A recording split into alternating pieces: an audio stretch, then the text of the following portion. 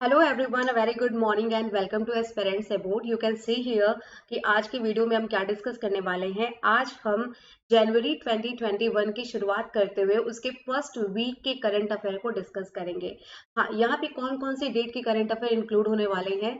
तो 28 दिसंबर से लेके 4 जनवरी तक के करंट अफेयर को डिस्कस करेंगे और इन दिनों के जो सबसे ज्यादा महत्वपूर्ण 50 करंट अफेयर है वो इस वीडियो में हम डिस्कस करने वाले हैं।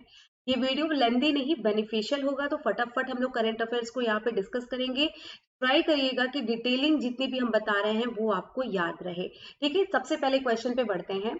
In which state an 18 feet tall statue of late former prime minister Atal Bihari Vajpayee has been unveiled. किस राज्य में दिवंगत पूर्व प्रधानमंत्री अटल बिहारी वाजपेयी की 18 फीट ऊंची प्रतिमा का अनावरण किया गया है। तो ये काम हुआ है हिमाचल प्रदेश में। ऑप्शन नंबर सी यहाँ पे करेक्ट आंसर बनेगा। हिमाचल प्रदेश के जो सीएम है, चीफ मिनिस्टर है, कौन है? जयराम ठाकुर जी। इन्होंने अपने प्रदेश की कैपिटल जो है शिमला में अटल बिहारी वाजपेयी जी की 18 फीट ऊंची स्टैच्यू जो है, प्रतिमा है, उसका अनावरण किया। उनकी 96वीं बर्थ एनिवर्सरी पे, जो कि 25 दिसंबर को मनाया जाता है। और आपको पता होगा कि 25 दिसंबर को भारत में गुड गवर्नेंस डे के रूप में भी इसीलिए मनाया जाता है। तो इनकी जो 18 फीट ऊंची प्रतिमा का अनावरण शिमला में हुआ है, उसमें लागत आई है 1.08 करोड़ रुपए की। हिमाचल के बारे में बात करेंगे तो हिमाचल प्रदेश के सीएम का नाम आया जयराम ठाकुर। गवर्नर का नाम है बंडारू दत्ताचार्य। जब हम कैपिटल की बात करते हैं तो दो कैपिटल आती है, एक है शिमला और एक है धर्मशाला। ठीक है, अब हम देखेंगे कि हिमाचल प्रदेश आखिर नक्शे में है कहाँ पर। तो चलिए फटाफट दिखा देते हैं आपको। ये रहा हिमाचल प्रदेश, ये है भारत के नक्शे में हिमाचल प्रदेश, जहाँ की शिमला में 18 फीट ऊंची प्रतिमा का अनावरण किया गया। किसकी? अटल बिहारी वाजपेयी जी की। Which bank is the top rank company among the 100 banking, financial services and insurance companies in the country. देखिए, एक संस्था है विजी की। ठीक है, ध्यान से समझिएगा, विजी की। तो विजी की ने एक लिस्ट तैयार की जिसमें उसने 100 देश के 100 सर्वश्रेष्ठ बैंक जो है, फाइनेंशियल सर्विस कंपनीज जो हैं और या फिर इंश्योरेंस कंपनीज हैं, वो कौन से सबसे ज्यादा टॉप 100 है उसकी लिस्ट तैयार की। और इसमें किसने टॉप किया, ये आपका क्वेश्चन है। आंसर आपका आ चुका है। आंसर क्या बनेगा? एचडीएफसी। नंबर 1 पे था एचडीएफसी, याद रखिएगा। दूसरे नंबर पे था आईसीआईसीआई और थर्ड नंबर पे आया है एसबीआई। ये टॉप 3 हैं, इनके नाम आपको याद रखने हैं। एचडीएफसी टॉप पे है। तो एचडीएफसी सबसे टॉप पर है। जैसा कि मैंने आपसे बताया, रिपोर्ट का नाम था बीएफएसआई मूवर्स एंड शेकर्स 2020। विजी ने ये रिपोर्ट तैयार की है। और फर्स्ट पे एचडीएफसी, सेकंड पे आईसीआईसीआई, थर्ड पे state bank of India. Top 10 के नाम यहाँ पे दिए, बट वो आपको याद करना इंपॉर्टेंट नहीं है। बस आप देख लो कि टॉप 10 में कौन कौन था। जैसे कि थर्ड हो गया स्टेट बैंक ऑफ इंडिया, फिर फोर्थ पे था yes bank, PNB, HSBC, Kotak Mahindra, bank of Baroda. मतलब ये फिर आगे टॉप 10 में इनके नाम आते हैं, बट ये नहीं पूछे जाएंगे। टॉप 3 में से पूछा जा सकता है। क्लियर है? नेक्स्ट बढ़ते हैं। India's first lithium refinery is to setup in which state. Bharat के किस राज्य में लिथियम रिफाइनरी का एक फैक्ट्री डाली जाएगी? लिथियम का यूज होता है बैटरी बनाने में और ये इंडिया में बहुत ही रेयर है। लिथियम इंडिया में आसानी से नहीं पाया जाता है। तो लिथियम रिफाइनरी सेटअप हो रही है गुजरात में। तो ऑप्शन नंबर सी यहाँ पे करेक्ट होगा। ठीक है, इंडिया की पहली लिथियम रिफाइनरी होगी भाई, इसलिए इंपॉर्टेंट है। और ये कहाँ पे होगी सेटअप? गुजरात में होगी। इसको सेटअप करने में मणिकरण पावर लिमिटेड, जो कि अपने देश की सबसे बड़ी पावर ट्रेडिंग और रिन्यूएबल एनर्जी कंपनी है, ये भी 1000 करोड़ रुपए का इन्वेस्टमेंट कर रही है। इससे गुजरात को हेल्प मिलेगी क्योंकि गुजरात जो है वो इलेक्ट्रिक व्हीकल्स बनाने की ओर बहुत तेजी से बढ़ रहा है। अब गाड़ियों में लगती है बैटरी, बैटरी बनती है लिथियम से, तो कहीं ना कहीं इनडायरेक्टली गुजरात को इसका लाभ अच्छे से मिलेगा। नेक्स्ट बढ़ते हैं। हु वन, अच्छा गुजरात की बात यहाँ पे आई है तो चलिए गुजरात के बारे में डिटेल्स आप में से कुछ लोगों ने लिख दी है, हम भी यहाँ पे बता देते हैं। गुजरात की कैपिटल क्या है? गांधीनगर है। ठीक है, गुजरात के सीएम का नाम क्या है? विजय रूपानी है। गुजरात के गवर्नर का नाम क्या है? आचार्य देवव्रत। ठीक है, चलिए नेक्स्ट देखते हैं आप। Who won Kamala Devi Chattopadhyay NIF book prize. Kamala Devi Chattopadhyay NIF book prize किसने जीता है? भाई दो लोगों को मिला है, एक है जयराम रमेश, एक है यहाँ पे अमित आहूजा। तो option number B and D दोनों ही आपके आंसर हैं। इनकी किताबें हैं जिसके लिए इनको मिला है अवार्ड। जैसे कि जयराम रमेश जी की किताबें जो है वी कृष्णा मेनन के ऊपर इन्होंने उनकी बायोग्राफी लिखी है जिसका नाम है अ चेकर्ड ब्रिलियंस। अमित आहूजा की किताब का नाम है मोबिलाइजिंग एंड मार्जिनलाइज्ड। ठीक है, चलिए नेक्स्ट पढ़ते हैं, इनके बारे में पढ़ते हैं, इनकी किताबों के नाम और डिटेल में जानते हैं। The winners of Kamala Devi Chattopadhyay new India foundation, NIF का फुल फॉर्म, बुक प्राइज। इन्हें नॉन फिक्शन क्या होता है, जो कल्पना पर आधारित नहीं है, जो सत्य घटना पर आधारित है। इस किताब के लिए अमित आहूजा की किताब mobilising and marginalised, ethnic parties without ethnic movement, ये इनकी किताब है जो कि ऑक्सफोर्ड यूनिवर्सिटी प्रेस ने पब्लिश की है। और इसके साथ साथ यूनियन मिनिस्टर जयराम रमेश की किताब a chequered brilliance, the many lives of V K Krishna Menon, जो कि पेंगुइन रैंडम हाउस ने पब्लिश की है। ये इनकी किताबें हैं जो कि बायोग्राफी है वीके कृष्णा मेनन की, इसके लिए इनको मिला है। So all you need to learn या फिर रिमेंबर, कमला देवी चट्टोपाध्याय नाम से इस प्राइज का नाम है, पहली बात। दूसरी बात, 2 लोगों ने जीता, अमित आहूजा और ये आपके जयराम। और एक चीज और इम्पोर्टेंट बनती है इनकी किताबों के नाम, तो Amit Ahuja mobilising and marginalise पूरा याद करने की जरूरत नहीं है। और फिर आते हैं अ चेकर्ड ब्रिलियंस, किसकी है, जयराम शाहिनी। ठीक है, इतनी चीजें आपको यहाँ पे याद रखनी, जयराम रमेश। ठीक है, चलो नेक्स्ट आते हैं। Amar Singh college recognized with UNESCO award, it is in which city, important question है। यूनेस्को अवार्ड, यूनेस्को से मान्यता प्राप्त हुई है अमर सिंह कॉलेज को, इंडिया में है ये, तो कहाँ पर है ये पूछा गया है। आंसर बिल्कुल करेक्ट है सबका, श्रीनगर यहाँ पे करेक्ट आंसर होगा, श्रीनगर जम्मू कश्मीर। तो option number A will be the correct answer. Srinagar based है अमर सिंह कॉलेज और इसको यूनेस्को एशिया पैसिफिक अवार्ड के लिए चुना गया है, हेरिटेज कंजर्वेशन, क्योंकि इसकी जो बिल्डिंग है 80 साल पुरानी है। और आपको पता है यूनेस्को का फुल फॉर्म है United Nations education scientific and cultural organisation. किसी देश में शिक्षा के रूप में या वैज्ञानिक तौर पे या फिर कल्चर की दृष्टि से कोई चीज इंपॉर्टेंट होती हो तो यूनेस्को उसे मान्यता देता है और उसका संरक्षण करता है। तो यही मान्यता उसने अमर सिंह कॉलेज को दी है अवार्ड के रूप में, और इस अवार्ड का नाम है अवार्ड ऑफ मेरिट। इंडिया में अगर हम बात करें यूनेस्को के कितने हेरिटेज साइट है, तो टोटल 38 है। और सबसे जो लेटेस्ट है वो है आपका जयपुर, जिसे एक शहर को इन्होंने अपने कल्चरल हेरिटेज में शामिल किया, और ये आपका 38 इंडिया में इनका यूनेस्को का हेरिटेज साइट बना। ठीक है, चलो नेक्स्ट आते हैं। Devendra Fadnavis released book Ayodhya written by dash, Devendra Fadnavis ने किताब रिलीज की अयोध्या, उसका नाम है, ये किसके द्वारा लिखा गया है, ये क्वेश्चन है।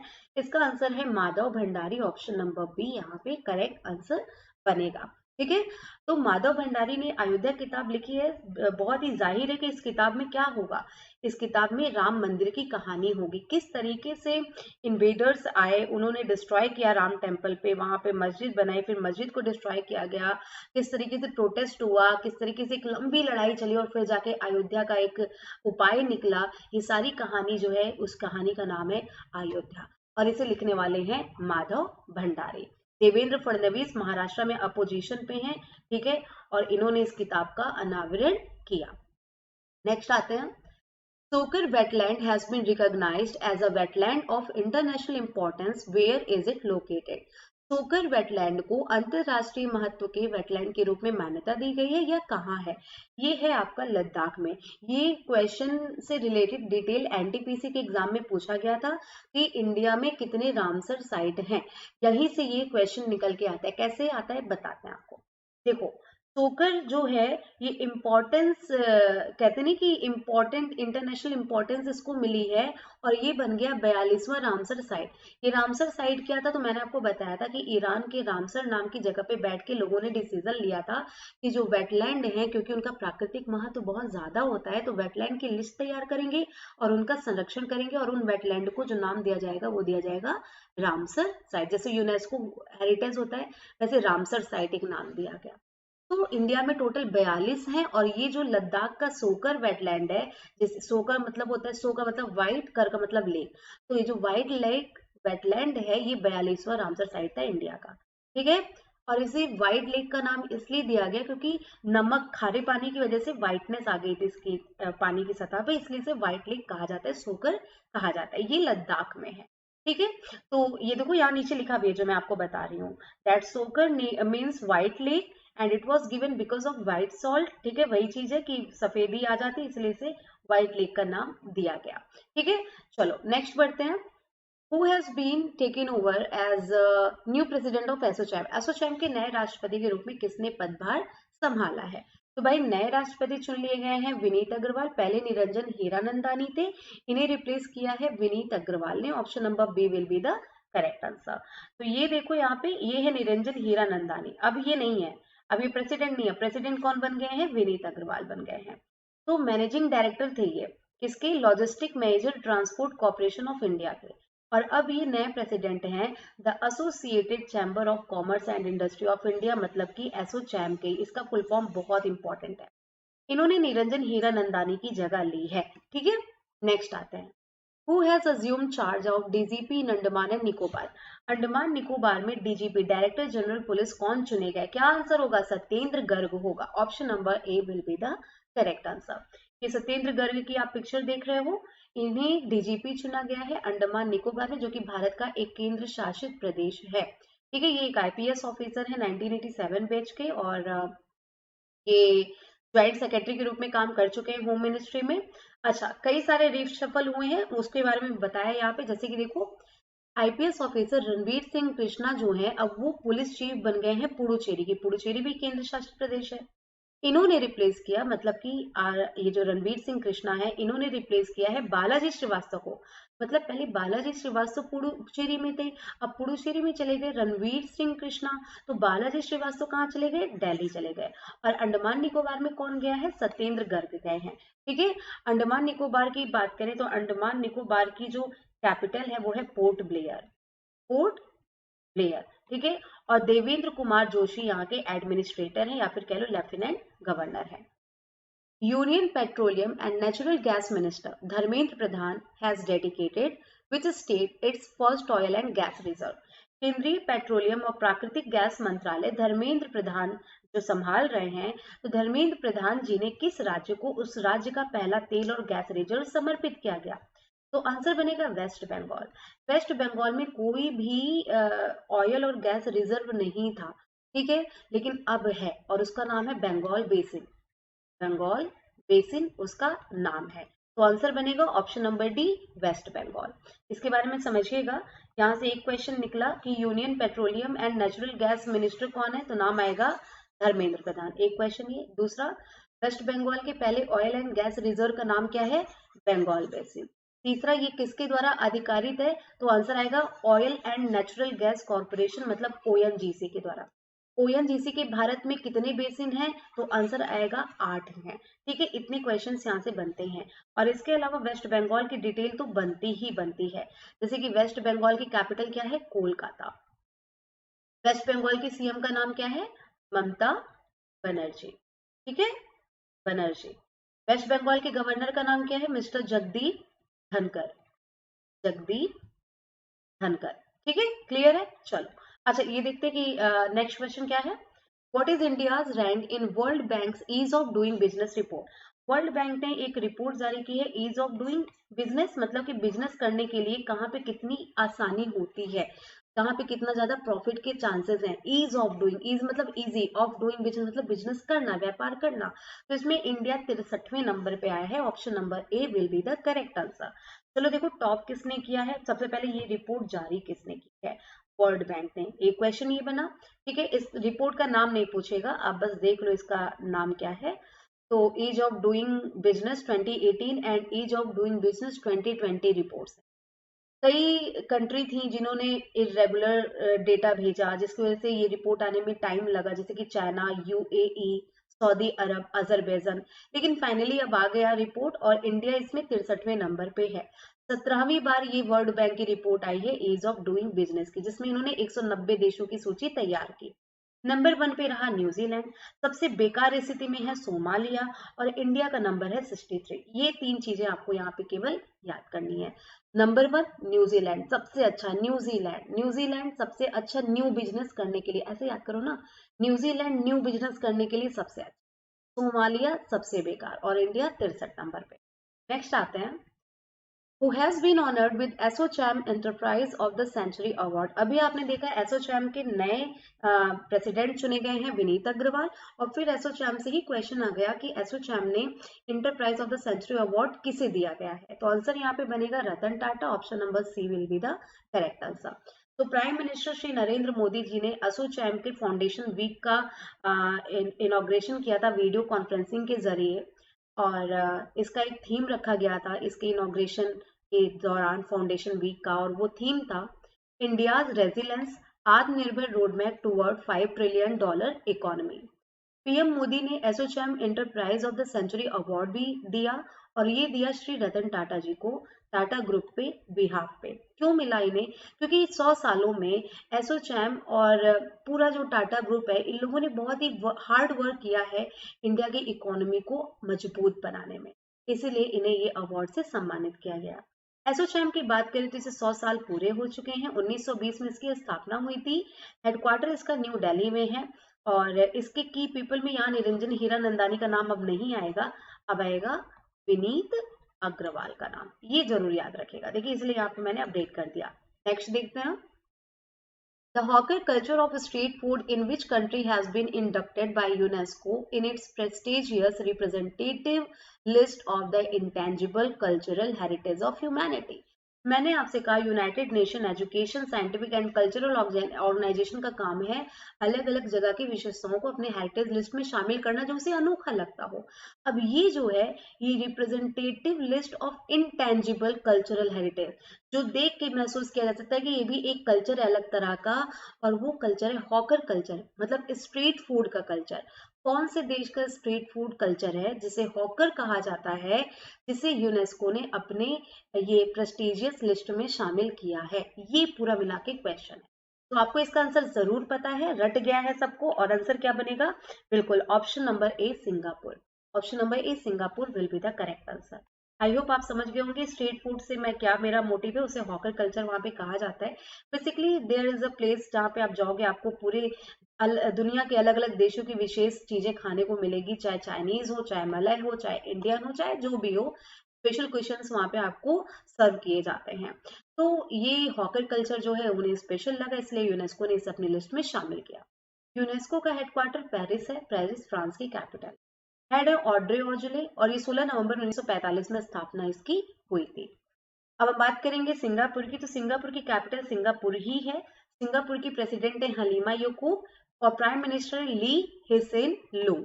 ठीक है, Lee Hsien Loong. PM Narendra Modi was honored with the Legion of Merit Award by which nation's president? किस देश के राष्ट्रपति के द्वारा लीजन ऑफ मेरिट पुरस्कार से पीएम मोदी को सम्मानित किया गया? डोनाल्ड ट्रंप जो कि 45वें राष्ट्रपति थे यूएसए के, उन्होंने ये सम्मान दिया है पीएम मोदी को। शिंजो अबे को भी दिया है, ठीक है, मतलब केवल पीएम मोदी को ही नहीं दिया, ये भी याद रखिएगा, हो सकता है पीएम मोदी के अलावा बाकियों का पूछ लें।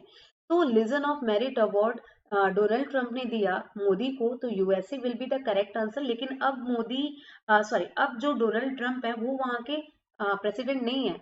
अब वहां के प्रेसिडेंट कौन है 46वें? तब नाम आएगा जोए बाइडन का। ठीक है, चलो खैर, डोनाल्ड ट्रंप ने ये अवार्ड दिया। शिंजो अबे जापान के जो प्रधानमंत्री रह चुके हैं। स्कॉट मॉरिसन ये पीएम है ऑस्ट्रेलिया के, और मोदी को जो कि पीएम है इंडिया के। इन 3 लोगों को ये अवार्ड प्रेजेंट किया गया। Who is author of the book reporting India? Reporting India के लेखक कौन है? अच्छा, यहाँ पे मुझे याद आ गया, एनटीपीसी में क्वेश्चन पूछा गया था जापान के प्राइम मिनिस्टर कौन है? कौन है? Yoshihide Suga. ठीक है, याद रखिएगा, इनका भी नाम याद कर लीजिए। रिपोर्टिंग इंडिया पुस्तक के लेखक कौन है? बिल्कुल करेक्ट, सबका आंसर यहाँ पे है, आई होप। और आंसर है यहाँ पे Prem Prakash. Option number C will be the correct answer. ANI के चेयरमैन है ये, इनकी किताब है, इनका एक्सपीरियंस है 70 साल का, कि किस तरीके से इन्होंने रिपोर्टिंग की है as a journalist, my 70 year journey as a journalist, और यही किताब का नाम है रिपोर्टिंग इंडिया, जो कि प्रेम प्रकाश जो कि एएनआई के चेयरमैन है उनके द्वारा लिखी गई किताब है। ठीक है, बस इतना आपको यहाँ से याद करना है। Who won BBC Sport Personality of the Year 2020? BBC sport personality का पुरस्कार 2020 किसने जीता है? कौन है भाई जो इतना वर्ल्ड, मतलब कि 7 बार वर्ल्ड चैंपियन बन चुके हैं, और बहुत ही फॉर्मूला 1 रेसिंग के बहुत ही बड़े सुपरस्टार है, और उनका नाम है Lewis Hamilton. Option number D will be the correct answer. Formula 1 world champion Lewis Hamilton ने BBC sport personality of the year 2020 जीता। ठीक है, 2014 में भी यही जीते थे, और ये दूसरी बार ये जीत रहे हैं, 35 साल के ये हैं। अब देखो, कोच ऑफ द ईयर का अवार्ड किसे मिला? BBC coach of the year Jurgen Klopp को, जो कि फुटबॉल के कोच हैं। टीम ऑफ द ईयर का अवार्ड मिला लिवरपूल फुटबॉल क्लब को। ठीक है, ये भी याद रखिएगा। India's first hot air balloon safari in a tiger reserve has been launched in which state? Tiger reserve में भारत का पहला हॉट एयर बलून सफारी किस राज्य में शुरू किया गया? बांधवगढ़ टाइगर रिजर्व एमपी में है, वहां पे इसे शुरू किया गया। बेसिकली ये चीज क्या है समझिएगा। पहले लोग जीप में जाते थे सफारी करने, जिसमें हमेशा जो खतरनाक जानवर है उनके द्वारा अटैक होने का खतरा बना रहता था। अभी क्या होगा, हॉट एयर बलून में बैठ के लोग ऊंचाई से जानवरों को देखेंगे तो वो सेफ रहेंगे। ये पहली बार इंडिया में हुआ है बांधवगढ़ टाइगर रिजर्व में, जो कि मध्य प्रदेश में है। एमपी की बात यहाँ पे हो रही है, जहाँ के सीएम है शिवराज सिंह चौहान। गवर्नर के रूप में पदभार संभाल रही हैं additional charge Anandi Ben Patel, और वहां की जो कैपिटल है दैट इज भोपाल। ठीक है, याद रखिएगा। पहला hot air balloon Bandhavgarh tiger reserve Madhya Pradesh. Orissa has been appointed as Orissa's chief secretary. Orissa के चीफ सेक्रेटरी के रूप में किसे नियुक्त किया गया है? तो उड़ीसा के चीफ सेक्रेटरी अभी तक होते थे आसित कुमार त्रिपाठी, लेकिन अब हैं Suresh Chandra Mohapatra. Option number C will be the correct answer. तो उड़ीसा की सरकार ने इन्हें मतलब एससी मोहापात्रा को अपना चीफ सेक्रेटरी और चीफ डेवलपमेंट कमिश्नर चुना है। पहले ये डेवलपमेंट कमिश्नर थे, अब चीफ डेवलपमेंट कमिश्नर तो हुए ही, साथ ही साथ चीफ सेक्रेटरी भी हो गए। इन्होंने जगह ली है आसित कुमार त्रिपाठी की। We are talking about Orissa, जहां की कैपिटल क्या है? भुवनेश्वर। ठीक है, भुवनेश्वर। जहां के सीएम का नाम क्या है? नवीन पटनायक। जहां के गवर्नर का नाम क्या है? गणेशी लाल। यहाँ पे केवल 2 नेशनल पार्क है। उड़ीसा भीतर से सिंपल है, मतलब सिमलीपाल, और आपका भीतर से मतलब भीतर कनिका। ठीक है, याद रखिएगा उड़ीसा के बारे में डिटेल्स। नेक्स्ट आते हैं। In pursuit of justice is an autobiography of which of the following famous personality? न्याय के उद्देश्य में इस नाम से एक किताब है जो कि इनमें से किसी की ऑटोबायोग्राफी है, और वो कौन है? और ये जो ऑटोबायोग्राफी है उनके मरणोपरांत जारी की गई। उनकी मृत्यु 2018 में हो गई। उसके बाद अब जाके 2020 में उनकी ऑटोबायोग्राफी पब्लिश हो पाई है, और उनका नाम है Rajendra Sachar. Option number C will be the correct answer. तो जस्टिस राजेंद्र सचार की मृत्यु उपरांत उनकी ऑटोबायोग्राफी उनके परिवार और Indian society of international law और इंडियन लॉ इंस्टीट्यूट की मदद से पब्लिश की गई है, और इसको रूपा पब्लिकेशन के द्वारा पब्लिश किया गया है। राजेंद्र सचार का जन्म 22 दिसंबर 1923 लाहौर ब्रिटिश इंडिया में हुआ था। इन्होंने पार्टीशन को विटनेस किया है। ये दिल्ली हाईकोर्ट में जज बने 1970 में, और रिटायरमेंट के बाद ये ह्यूमन राइट और सिविल लिबर्टीज के लिए काम करने लगे। नेक्स्ट आते हैं। Who has won the title of Sir Garfield Sobers Award for ICC Male Cricketer of the Decade 2020? आपको पता है आईसीसी ने कई सारी लिस्ट में अवार्ड निकाला है, जिसमें से ये अवार्ड पूछा जा रहा है कि ICC male cricketer of the decade किसे चुना गया है। तो नाम आपको पता है उनका क्या है? Virat Kohli. Option number A will be the correct answer. यहाँ पे अब मैं आईसीसी से रिलेटेड सारे अवार्ड बताने जा रही हूँ ताकि आप लोग कंफ्यूज ना हो। तो देखो, आईसीसी ने मेल कैटेगरी में ICC spirit of cricket award दिया एमएस धोनी को। आईसीसी गारफील्ड सोबर्स अवार्ड मतलब ICC male cricketer of the decade का अवार्ड दिया विराट कोहली को। ICC men's ODI cricketer of the decade का दिया विराट कोहली को ही। आईसीसी मेंस टी20 का लेकिन किसको दिया? राशिद खान को। और टेस्ट के लिए दिया स्टीव स्मिथ को। और ICC men's associate cricketer of the decade का अवार्ड कील कोएक्सर को मिला, जो कि स्कॉटलैंड। अब फीमेल्स की बात करेंगे तो आईसीसी के विमेंस में जो अवार्ड दिया है वो किसे किसे दिया है? इसमें आपको इजी पड़ेगा, क्योंकि एलिस पेरी को पहली बार female cricketer of the decade का अवार्ड मिला, ओडीआई का भी मिला और टी20 का भी मिला।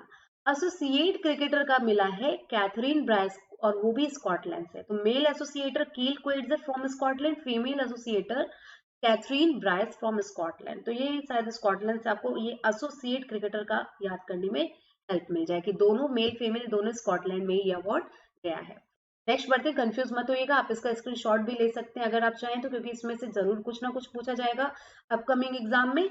और क्योंकि अलग अलग लोगों को मिला है तो आप कंफ्यूज हो सकते हो, तो ये एकदम रट लो आप लोग, इसका भी स्क्रीनशॉट ले लीजिएगा। Where Prime Minister Modi inaugurated India's first driverless train operation? आप सबको पता है भारत का पहला ड्राइवरलेस ट्रेन मेट्रो में चलाया गया, और वो मेट्रो थी दिल्ली मेट्रो। तो option number D will be the correct answer. तो दिल्ली कहाँ पर है ये हम आपको दिखाते हैं। दिल्ली में मेट्रो, पहली बार मेट्रो बिना ड्राइवर के चलाए गए। तो दिल्ली ये रहा, ये देख रहे हो भाई, ये दिल्ली है, ये उत्तर प्रदेश है, ये हरियाणा है, और इसके बॉर्डर पे आता है दिल्ली, दोनों के बीच में दिल्ली आता है। दिल्ली एक यूनियन टेरिटरी है, लेकिन सारे केंद्र शासित प्रदेश में केवल 2 ऐसे केंद्र शासित प्रदेश है जहाँ पे चीफ मिनिस्टर है, क्योंकि केंद्र शासित प्रदेश में चीफ मिनिस्टर नहीं होते, लेकिन 2 अपवाद हैं, पुडुचेरी और दिल्ली। यहाँ पे केंद्र शासित प्रदेश होते हुए भी चीफ मिनिस्टर है। तो दिल्ली के सीएम का नाम है अरविंद केजरीवाल, गवर्नर है मिस्टर अनिल बैजल, ठीक है, अनिल बैजल। और अच्छा, अभी आपने देखा दिल्ली में पुलिस चीफ किसे भेजा गया है, तो बालाजी श्रीवास्तव को, बालाजी श्रीवास्तव को दिल्ली का चीफ बना के भेजा गया है। अभी आप लोगों ने पढ़ा ये न्यूज जब अंडमान निकोबार के डीजीपी के बारे में पढ़ रहे थे, सत्येंद्र गर्ग के बारे में, तो ऐसे ही इंटरलिंक कर करके आपको याद करना है। Which country has planned to set up the first nuclear reactor on the moon by the end of 2026? 2026 के अंत तक किस देश ने चंद्रमा पर पहला परमाणु रिएक्टर स्थापित करने की योजना बनाई है? तो आंसर आएगा USA, United states of America. तो यूनाइटेड स्टेट्स ऑफ अमेरिका ने प्लान बनाया है 2026 के अंत तक, मतलब 2027 के शुरुआती दिनों में वो तब तक चंद्रमा पे एक परमाणु रिएक्टर स्थापित करेगा। चाइना इससे बहुत टेंशन में, क्योंकि चाइना से आगे कोई जाए ये चाइना को बिल्कुल भी बर्दाश्त नहीं है। यूएसए कहाँ है भाई? तो चलो आपको दिखाते हैं। ये जो हिस्सा हम येलो कलर में कलर कर रहे हैं, नॉर्थ अमेरिका में ये हिस्सा यूएसए है, ठीक है, देख लो ये। तो और हाँ, ये जो पार्ट है ये पार्ट भी यूएसए का ही है, ठीक है, उसकी ही टेरिटरी है। ये क्या है? कनाडा है, और ये क्या है? मैक्सिको है, और बीच में यूएसए है, और ये भी यूएसए की टेरिटरी है। यूएसए की कैपिटल है वॉशिंगटन डीसी। यूएसए की मुद्रा है डॉलर, यूएसए डॉलर। यहाँ के प्रेसिडेंट हैं मिस्टर जोए बाइडन, और वाइस प्रेसिडेंट है कमला हैरिस, ठीक है। ये चीजें आपको इनके बारे में याद रखनी है। नेक्स्ट आते हैं, Luke Harper passed away, he was associated with which field? Luke Harper का निधन हो गया, वो कौन से क्षेत्र से जुड़े थे? He was a wrestler, option number A will be the correct answer. तो इनके कई नाम थे, तो प्रोफेशनल रेसलर थे जॉन हर्बर इनका नाम था। इन्हें ल्यूक हार्पर जाना जाता था WWE में, और AEW में इन्हें ब्रॉडी ली के नाम से जाना जाता था। 41 साल की उम्र में कोविड-19 की कुछ इश्यूज, लंग इश्यूज की वजह से इनका निधन हो गया। और ये जो प्रोफेशनल रेसलर है ये रॉचेस्टर न्यूयॉर्क से रिलेटेड थे, वही के थे ये, और इन्होंने 2003 में एज ए रेसलर अपना करियर स्टार्ट किया था। ल्यूक हार्पर रेसलर, नाम याद रखिएगा, ठीक है। Badminton world federation banned Russian badminton player Nikita Khakimov for 5 year, where is headquarter of BWF? Badminton world federation ने रूसी बैडमिंटन खिलाड़ी निकिता खाकीमोव, ये कोई महिला नहीं है, ये पुरुष है भाई, ठीक है। इंडिया में निकिता होती तो महिला ही होती, बट ये रशिया से है। निकिता खाकीमोव इनका नाम है। इन्हें 5 साल के लिए बैन किया गया है। न्यूज बता के पूछ रहा है बैडमिंटन वर्ल्ड फेडरेशन का हेडक्वार्टर कहाँ पर है? तो इसका हेडक्वार्टर कुआलालंपुर में है, जो कि मलेशिया की कैपिटल है। Option number A will be the correct answer. तो यहाँ पे देखिएगा, पहले BWF के बारे में बात कर लेते, क्योंकि इसी के बारे में पूछा था। BWF की स्थापना 1934 में हुई। स्पोर्ट फेडरेशन है जो बैडमिंटन के गेम को एसोसिएट करता है। कुआलालंपुर मलेशिया में हेडक्वार्टर है, और पॉल एरिक हॉयर लार्सन इसके प्रेसिडेंट है। तो इसने BWF ने रशियन शटलर निकिता खाकीमोव को 5 साल के लिए बैन किया, बैटिंग, वैगरिंग और इरेगुलर मैच रिजल्ट के लिए। खाकीमोव रशियन मेंस टीम के पार्ट थे, और इन्होंने ब्रॉन्ज जीता था 2020 यूरोपियन टीम चैंपियनशिप में, उसी दौरान इन पे ये आरोप लगा था। Who has won silver as individual wrestling world cup in Serbia? Serbia में व्यक्तिगत कुश्ती में रजत किसने जीता? अब आप सोच रहे हो यार रजत वाला क्यों पूछ रहे हैं, गोल्ड वाला क्यों नहीं पूछ रहे हैं? क्योंकि इंडिया से किसी ने रजत जीता है, और इंडिया में पहली बार कोई रजत जीत पाया है इस मैच में, इसलिए ये न्यूज इंपॉर्टेंट है, वरना इतना इंपॉर्टेंट ना होता, गोल्ड पूछता डायरेक्टली। तो इंडिविजुअल रेसलिंग वर्ल्ड कप हुआ कहाँ पे हुआ? सर्बिया में हुआ, और इसमें अंशु मलिक, हमारे भारत की जो खिलाड़ी है अंशु मलिक ने सिल्वर जीता है। चलो इसके बारे में समझते हैं। तो Indian wrestler Anshu Malik became first wrestler of the country to finish on the podium position. Podium होता है ना, फर्स्ट, सेकंड, थर्ड, इस पोडियम तक ही कोई भारतीय नहीं पहुंच पाया था भाई, तो सेकंड पे भी पहुंचना बहुत बड़ी बात है। ये 57 kg कैटेगरी में रेसलिंग करती हैं, 19 ईयर ओल्ड हैं, और इन्होंने इंटरनेशनल मेडल लाया है इंडिया के लिए, चाहे वो रजत हो, बहुत बड़ी बात है, उतना भी बहुत मुश्किल होता है। फर्स्ट कौन आया इसमें, तो मोल्डोवा की एनास्टेसिया निचिता जो है वो फर्स्ट आई है।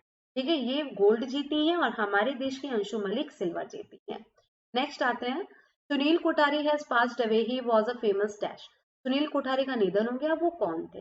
भाई सुनील कोठारी हमारे देश के डांस हिस्टोरियन थे, अलग अलग तरह के डांस फॉर्म्स के बारे में उन्होंने बुक्स लिखी हैं। ये है सुनील कोठारी जी, पद्मश्री अवार्डी थे।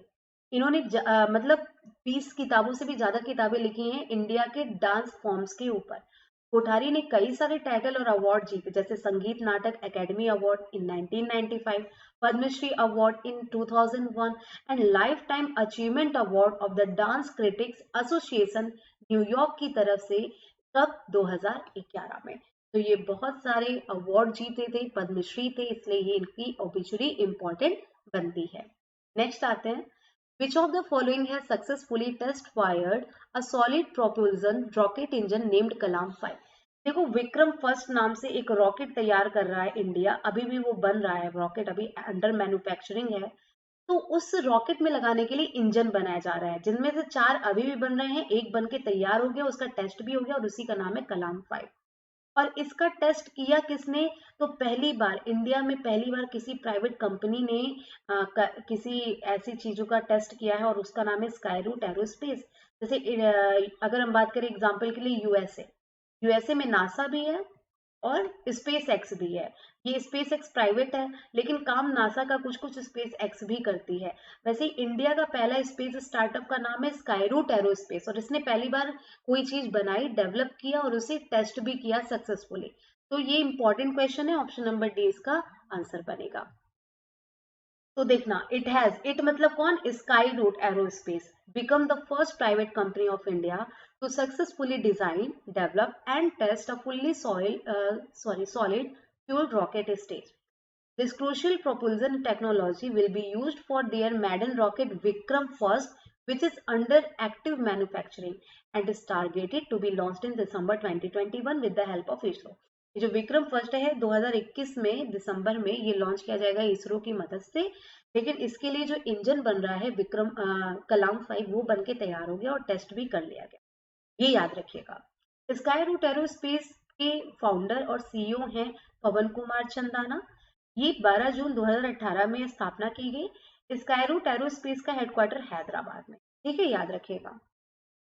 India and which country's navy conducted Pass X 2020 in South China Sea? दक्षिणी चाइना सागर में भारत और किस देश ने एक नेवी एक्सरसाइज की जिसका नाम है पास एक्स? आंसर बनेगा वियतनाम, ऑप्शन नंबर ई। ठीक है, तो इंडिया से कौन सी नेवल शिप ने इसमें भाग लिया, तो आईएनएस किल्टन।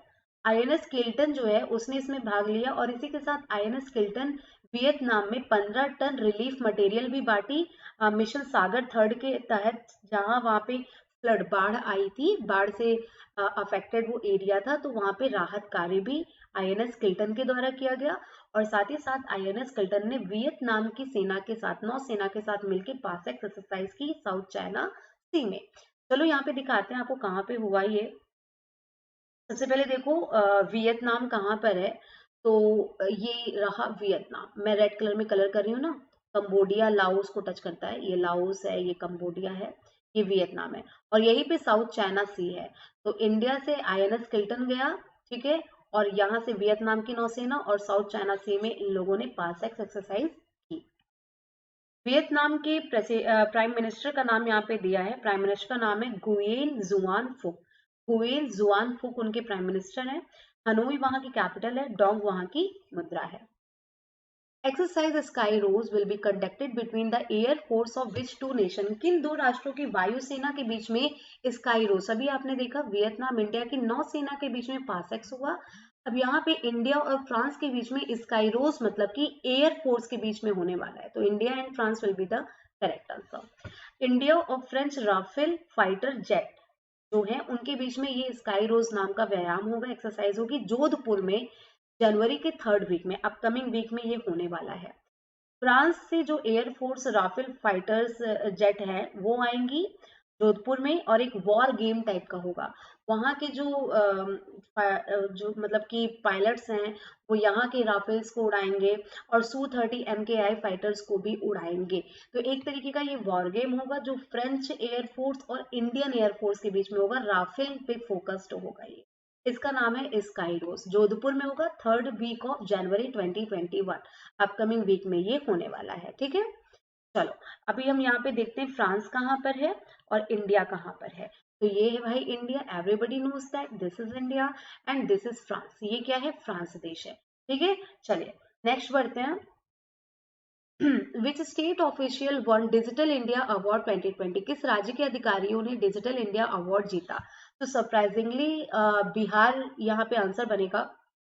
बिहार के ऑफिशियल्स डिजिटल इंडिया अवार्ड जीते हैं। क्यों जीते हैं? कोविड-19 के दौरान बिहार की सरकार ने डायरेक्ट जो जरूरतमंद लोग थे उनके अकाउंट में डायरेक्ट मनी ट्रांसफर किए थे डिजिटल माध्यम से। इसीलिए डिजिटल अवार्ड बिहार के ऑफिशियल्स को मिला है। बिहार की कैपिटल क्या है? पटना। बिहार के सीएम कौन है? नीतीश कुमार। बिहार के गवर्नर कौन है? फागू चौहान। बिहार में नेशनल पार्क केवल एक है, वाल्मीकि नेशनल पार्क। ठीक है, चलो नेक्स्ट पढ़ते हैं। Where is Bihar on India's map? दिखा देते हैं आपको। तो ये रहा बिहार, ये जो येलो कलर्ड एरिया है ये है। ठीक है, next. Who has received DRDO scientist of the year award? DRDO के द्वारा साइंटिस्ट ऑफ द ईयर का अवार्ड किसे मिला है? हेमंत कुमार पांडे यहाँ पे आंसर होगा, option number E. Hemant Kumar Pandey को ये इसलिए मिला क्योंकि इन्होंने एक दवा बनाई। ठीक है, एक बीमारी होती है ल्यूकोडर्मा जिसमें स्किन पे पैचेस पड़ते हैं। उसके इलाज के लिए इन्होंने एक हर्बल दवाई बनाई ल्यूकोस्किन। ल्यूकोस्किन बनाने की वजह से हेमंत कुमार पांडे को DRDO की तरफ से साइंटिस्ट ऑफ द ईयर का अवार्ड दिया गया है। राजनाथ सिंह जी के द्वारा ये अवार्ड दिया गया। ये हेमंत कुमार पांडे जी हैं। इस अवार्ड में उन्हें सर्टिफिकेट के साथ 2 लाख की कैश प्राइज मिली है। Who launched India's first indigenous pneumonia vaccine Pneumosil? Again एक निमोनिया के लिए पहली बार भारत में उसका खुद का स्वदेशी तरीके से वैक्सीन बनाई गई है न्यूमोसिल नाम की। ये किसने मतलब कि इसे लॉन्च किया है? तो हेल्थ से रिलेटेड है। हेल्थ मिनिस्टर हर्षवर्धन जी ने इसे लॉन्च भी किया है। तो यूनियन मिनिस्टर जो हैं हेल्थ के लिए और अर्थ साइंस के लिए भी डॉक्टर हर्षवर्धन इंडिया में पहली बार इंडिया में बनाई हुई वैक्सीन जो निमोनिया की है न्यूमोसिल उसे लॉन्च किया। इसे बनाया है Pune based serum institute of India ने किसके साथ मिलके? Bill and Melinda Gates foundation and path के साथ मिलके। ठीक है, तो याद रखिएगा SII के CEO हैं आधार पूनावालिया, साइरस एस पूनावालिया और पुणे। ये 3 यहाँ पे आप याद कर सकते हो कि आदर पूनावालिया CEO है, फाउंडर है साइरस एस पूनावालिया और हेडक्वार्टर पुणे में है। इससे आप इसे रिलेट करके याद कर सकते हो। और ये 1966 में स्थापित किया गया था। और सीरम इंस्टीट्यूट ऑफ इंडिया ने बनाया न्यूमोसिल जो कि न्यूमोनिया की भारत में स्वदेशी तौर पे बनाई गई एक वैक्सीन है। First ever international day of epidemic preparedness was observed on which day? पहली बार कोई दिन बनाया गया, इंपॉर्टेंट है। और वो दिन था अंतरराष्ट्रीय महामारी की तैयारी दिवस। मतलब कोई भी अगर पैंडेमिक या एपिडेमिक आता है, we are prepared, we are ready to face that thing. तो इसका जो दिन मनाया गया है वो 27 दिसंबर को। अब हर साल 27 दिसंबर को ये दिन मनाया जाएगा। ये डिसीजन यूनाइटेड नेशन के द्वारा लिया गया है। तो अब हर साल 27 दिसंबर को क्या मनाया जाएगा? International day of epidemic preparedness. ठीक है, याद रखिएगा। Who has been elected as a board member of the Global Alliance for Vaccines and Immunization Gavi? एक संगठन बनाया गया वैक्सीन और इम्यूनाइजेशन के लिए कि कहीं भी अगर वैक्सीन से रिलेटेड या इम्यूनाइजेशन से काम होता है उसके ऊपर, तो ये अलायंस उसके लिए रिस्पॉन्सिबल होगी। और इसके बोर्ड के सदस्य के रूप में किसे चुना गया है? तो अभी तक म्यांमार के मिस्टर मिंट इसके बोर्ड के सदस्य थे, लेकिन उनको रिप्लेस करके डॉक्टर हर्षवर्धन इंडिया से चुने गए हैं। Option number A will be the correct answer. अभी हर्षवर्धन जी के बारे में हम लोगों ने पढ़ा कि वो इंडिया के हेल्थ मिनिस्टर भी हैं और मिनिस्टर ऑफ अर्थ साइंस भी हैं। तो यूनियन मिनिस्टर हर्षवर्धन जो हैं, इन्हें नॉमिनेट किया गया बोर्ड मेंबर के तौर पे गावी का। ये अभी तक मिंट हाथवे के द्वारा सीट होल्ड की गई थी, लेकिन अब इन्हें ये रिप्लेस करेंगे। Doctor Vardhan south east area regional office western Pacific regional office को रिप्रेजेंट करेंगे गावी बोर्ड में। Gavi board is responsible for the strategic direction and policy making, oversees the operation of the vaccine alliance and monitor program implementation. Gavi का headquarter Geneva Switzerland में है। Gavi की स्थापना जनवरी 2000 में की गई थी। नेक्स्ट आते हैं, India's highest meteorological center has been set up in which place by India Meteorological Department. Bharat के मौसम विभाग के द्वारा सबसे ज्यादा ऊंचाई पे स्थित किया गया मेट्रोलॉजिकल सेंटर। अब इन ऑप्शन में सबसे ऊंचाई पे आपको क्या लगता है, लेह आएगा? तो बिल्कुल option number B correct answer. Leh जो है वो लद्दाख में, तो लद्दाख के लेह में 35,000 मीटर की ऊंचाई पे मेट्रोलॉजिकल सेंटर स्थापित किया गया, इसलिए सबसे ऊंचा मेट्रोलॉजिकल सेंटर इसे कहा जा रहा है। अब यहाँ पे बात लद्दाख की आ गई है, तो लद्दाख एक यूनियन टेरिटरी है। लद्दाख के गवर्नर लेफ्टिनेंट गवर्नर है Radha Krishna Mathur. Who among the following has been conferred with the prestigious Eminent Engineering Award for the year 2020? इनमें से किसे eminent engineer award for the year 2020 से सम्मानित किया गया है? आंसर यहाँ पे बनेगा विनोद कुमार यादव, वीके यादव, जो कि अभी तक क्या थे, सीईओ और चेयरमैन थे रेलवे बोर्ड के, लेकिन इन्हें किसी ने रिप्लेस कर दिया है। और अब मेरा क्वेश्चन आप लोगों से यहाँ पर है कि अभी का भी बताइए कि इन्हें किसने रिप्लेस किया है। अब नया रेलवे बोर्ड का चेयरमैन और सीईओ कौन चुना गया है, ये हमारा क्वेश्चन अभी है। आप लोग कमेंट सेक्शन में इसका आंसर कीजिए। खैर, वीके यादव को एमिनेंट इंजीनियर अवार्ड इसलिए दिया गया क्योंकि पिछले एक साल में रेलवे में बहुत सारी चीजें ट्रांसफॉर्म की गई हैं, बहुत सारी नई नई टेक्नोलॉजी आई है, इसलिए इन्हें उसका श्रेय देते हुए इन्हें ये अवार्ड से सम्मानित किया गया। Institute of engineering and technology के द्वारा ये अवार्ड दिया गया। ये जो संस्था है ये इंजीनियर्स डे मनाती है हर साल 15 सितंबर। ठीक है, किसे याद करने के लिए? भारत रत्न सर एम विश्वेश्वरैया को याद करने के लिए। Who among the following has been conferred with prestigious Tansen सम्मान 2020? लगातार अवार्ड्स आपको देखने को मिलेंगे, एक साल कंप्लीट हुआ है, बहुत सारे अवार्ड हैं, इस पे एक पर्टिकुलर सेशन भी हम ला देंगे, लेकिन अभी बताओ तानसेन सम्मान किसे सम्मानित किया गया? हर साल तानसेन समारोह एमपी में कराया जाता है।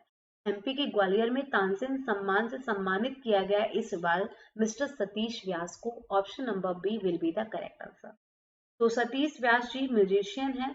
मध्य प्रदेश के 96 एडिशन हो रहा था तानसेन म्यूजिक फेस्टिवल का ग्वालियर में, और उसी समय पंडित सतीश व्यास जी को इस तानसेन सम्मान से सम्मानित किया। भोपाल में एक इंस्टीट्यूट है अभिनव कला परिषद, ठीक है, इसे भी एक अवार्ड दिया गया और उस अवार्ड का नाम है राजा मानसिंह तोमर अवार्ड। ठीक है, तो याद रखिएगा कि तानसेन अवार्ड सतीश व्यास को मिला और राजा मानसिंह तोमर अवार्ड अभिनव कला परिषद को मिला। India's first pollinator park has been developed in which state? Bharat का पहला परागकर्ता पार्क किस राज्य में विकसित किया गया? A park for species like butterfly, birds, ठीक है, एंड बीज, इनके लिए एक पार्क स्थापित किया गया और ये स्थापित किया गया उत्तराखंड में। Option number A will be the correct answer. तो हमारे देश का पहला, अच्छा बताओ लॉजिस्टिक पार्क कहाँ पे स्थापित किया जा रहा है? भारत का पहला लॉजिस्टिक पार्क भी स्थापित किया जा रहा है ना कहीं पे, कहाँ किया जा रहा है, ये क्वेश्चन है। साथ ही साथ इसका एक्सप्लेनेशन देखो। पॉलिनेटर पार्क इंडिया का पहला जहाँ पे 40 प्रजातियां होंगी बटरफ्लाईज की, हनी बीज की, मधुमक्खी की, बर्ड्स की, इंसेक्ट्स की, ठीक है, ये 4 एकड़ में पार्क बनाया जाएगा हल्द्वानी उत्तराखंड में। इसके पीछे एक ही इसका ऑब्जेक्टिव है कि इन पॉलिनेटर स्पीसीज के बारे में जागरूकता फैलाना और इसे संरक्षित करना। उत्तराखंड के सीएम है त्रिवेंद्र सिंह रावत, उत्तराखंड की गवर्नर है बेबी रानी मौर्य। उत्तराखंड की 2 कैपिटल है, ठीक है, और एक कैपिटल जो रिसेंटली चुनी गई है वो है गैरसेन, जो कि यहाँ की समर कैपिटल चुनी गई है। ये तो बहुत ज्यादा इंपॉर्टेंट, और देहरादून यहाँ की विंटर्स कैपिटल है। चलिए अब देखते हैं कि नेक्स्ट क्वेश्चन है, Who among the following is not recipient of the Mother Teresa Memorial Award for Social Justice? Question को इस तरीके से फॉर्म किया गया क्योंकि मदर टेरेसा मेमोरियल अवार्ड एक को नहीं कई लोगों को मिला है, तो क्वेश्चन इस तरीके से बना दिया गया कि किसको नहीं मिला है।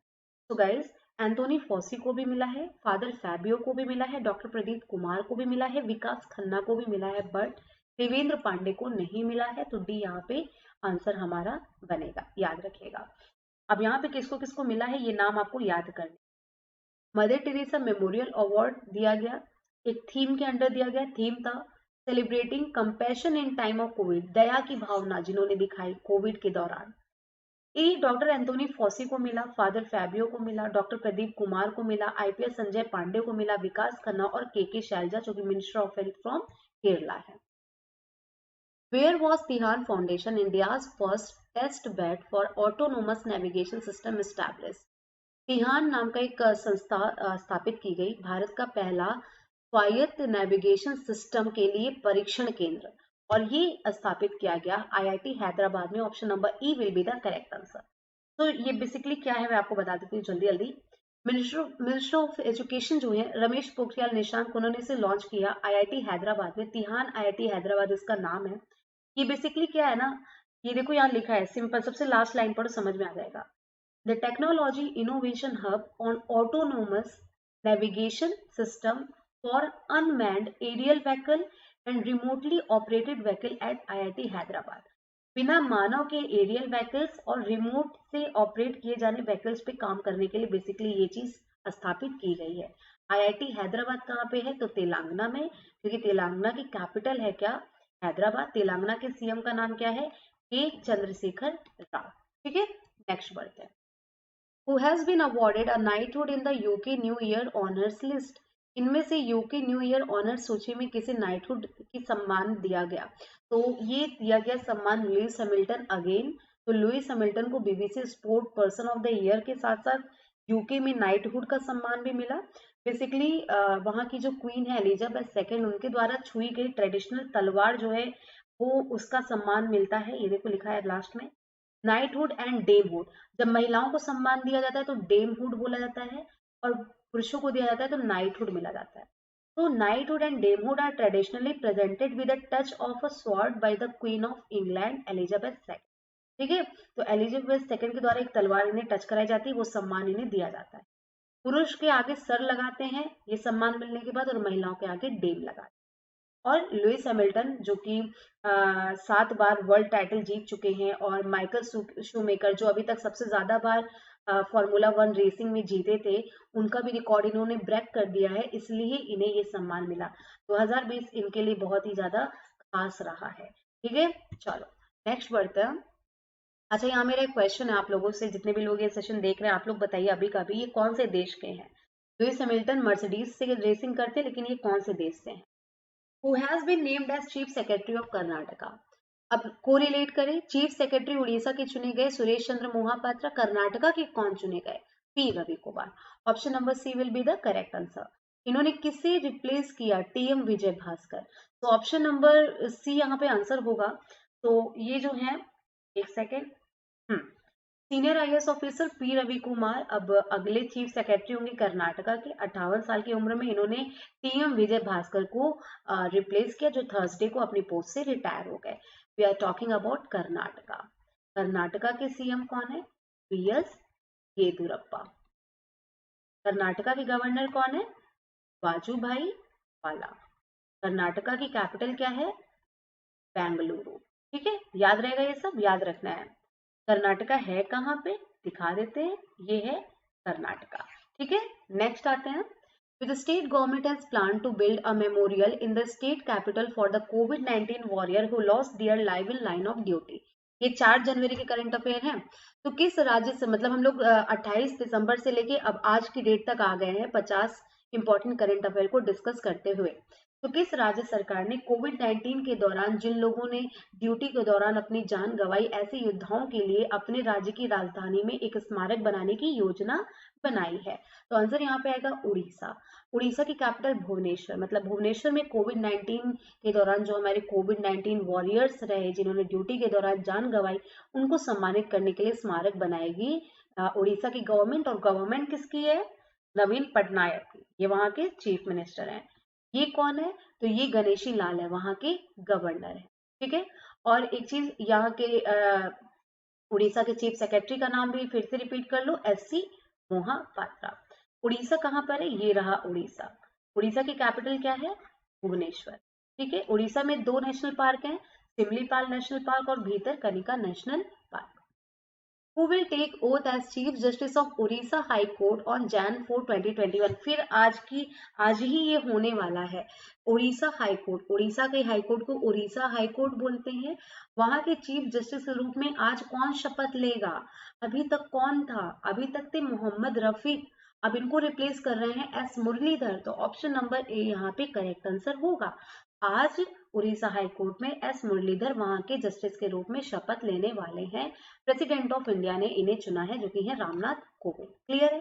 इनके अलावा कुछ और लोग भी चुने गए हैं, मतलब मुरलीधर के अलावा 3 और जज हैं जो चुने गए हैं। हिम कोहली चुने गए हैं तेलंगाना में, ठीक है। संजीव बनर्जी चुने गए हैं मद्रास में, और पंकज मित्तल चुने गए हैं जम्मू कश्मीर और लद्दाख हाई कोर्ट के लिए। तो ये भी आप याद रखिए और साथ ही साथ इनका भी याद रखिएगा। नेक्स्ट चलते हैं। Which country has amended national anthem to honour indigenous people? किसी देश ने अपने राष्ट्रगान में संशोधन कर दिया और 1 जनवरी से उसे लागू कर दिया, और इस देश का नाम क्या है? तो देश का नाम है Australia. Option number C will be the correct answer. तो ये महत्वपूर्ण क्वेश्चन बनता है। ये है स्कॉट मॉरिसन, ऑस्ट्रेलिया के पीएम, और इन्होंने अनाउंस किया अपने नेशनल एंथम में संशोधन का। एडवांस ऑस्ट्रेलिया फेयर, ये वहां के एंथम का नाम है, ठीक है। इसमें चेंजेस क्या किए गए हैं? इसकी लाइन जो थी, पहली लाइन इसके राष्ट्रगान की वो थी, Australians all let just rejoice for we are young and free. इसको बदल दिया गया we are one and free. इससे ज्यादा यूनिटी की भावना आ रही है ना, तो इतना संशोधन इसमें किया गया है। यहाँ के नेशनल एंथम को कंपोज किया था पीटर डॉट्स मैकक्रॉमिक ने। ये पहली बार परफॉर्म किया गया था 1878 में, और इसे वहां के नेशनल एंथम के रूप में 1984 में अडॉप्ट किया गया। Again I have a question, India में इंडिया के राष्ट्रगान को एज अ नेशनल एंथम कब स्वीकार किया गया? और जैसा कि मैंने आपको इस बार 15 अगस्त को मैंने एक वीडियो बनाया था जिसमें आपको बताया था कि पहले इंडिया में आम नागरिक को झंडा फहराने, राष्ट्रगान गाने का अधिकार नहीं था। ये अधिकार उन्हें कब मिला? तो इसका आंसर अगर आपको पता है तो कमेंट सेक्शन में जरूर लिखिएगा। Who has taken over as new chairman and CEO of Railway Board? अभी मैंने आपसे एक क्वेश्चन पूछा था और एक क्वेश्चन आपके सामने आ भी गया। आंसर होगा सुनीत शर्मा। सुनीत शर्मा को रेलवे बोर्ड ने नए अध्यक्ष और सीईओ के रूप में चुना, और इन्होंने जगह ली है विनोद कुमार यादव की। तो वीके यादव की जगह ले ली है सुनीत जी ने, सुनीत शर्मा जी ने। अब ये रेलवे बोर्ड के चेयरमैन और सीईओ हैं। अब इनका नाम याद कर लीजिए। Who among the following is the author of the new book वाहन मास्टर क्लास? एक किताब है वाहन मास्टर क्लास, इसके लेखक कौन है? आंसर बनेगा अल्फ्रेडो कोविली, जो कि इटली के हैं, और ये इंडियन कल्चर से बहुत ही इंस्पायर्ड हैं और बहुत इंटरेस्ट है इनका, इसीलिए इन्होंने भगवान गणेशा जी के ऊपर एक किताब लिखी बच्चों के लिए और यंगस्टर्स के लिए, जिसमें गणेश जी कॉस्मोस के चारों तरफ एडवेंचर करना चाहते हैं। इसके लिए वो नए वाहन की तलाश कर रहे हैं जो उनके साथ चल सके। तो ये बेसिकली इस किताब की कहानी है। अल्फ्रेडो कोविली जो कि इटली के ऑथर है, इन्होंने लिखा है। किताब को पब्लिश किया है इसने स्कॉलस्टिक इंडिया ने। नेक्स्ट आते हैं।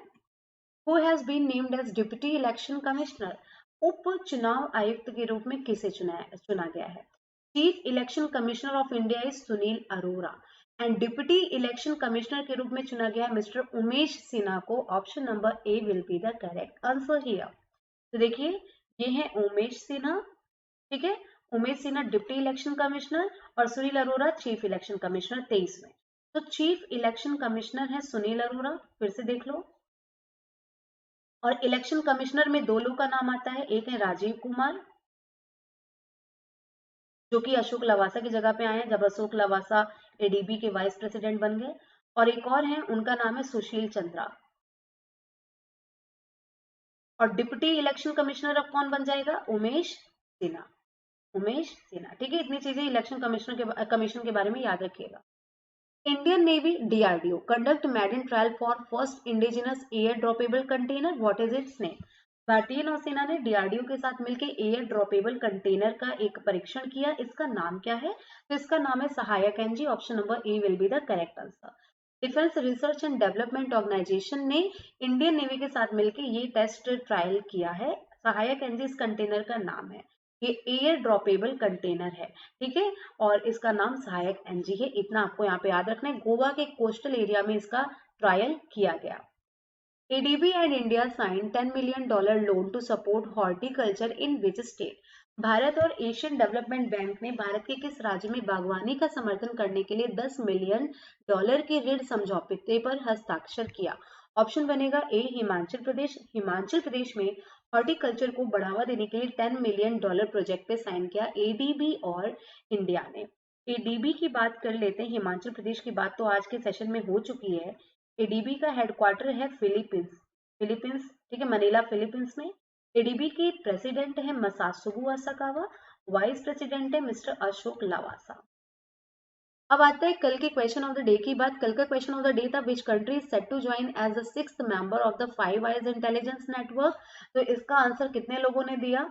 शिखा ने दिया जापान, और सौरभ ने आंसर किया Japan is 6th member of five eye. Intelligence organisation है 5 देशों का, और जो 5 देश हैं वो हैं यूके, यूएस, न्यूजीलैंड, ऑस्ट्रेलिया और कनाडा। ये भी सौरभ ने ही बताया। ओके, खुशी ने भी आंसर किया 5 आइज में जापान शामिल होने वाला है। और ओके ओके ओके ओके, चलो, तो इतने लोगों ने आंसर किया, शिखा, सौरभ और खुशी ने।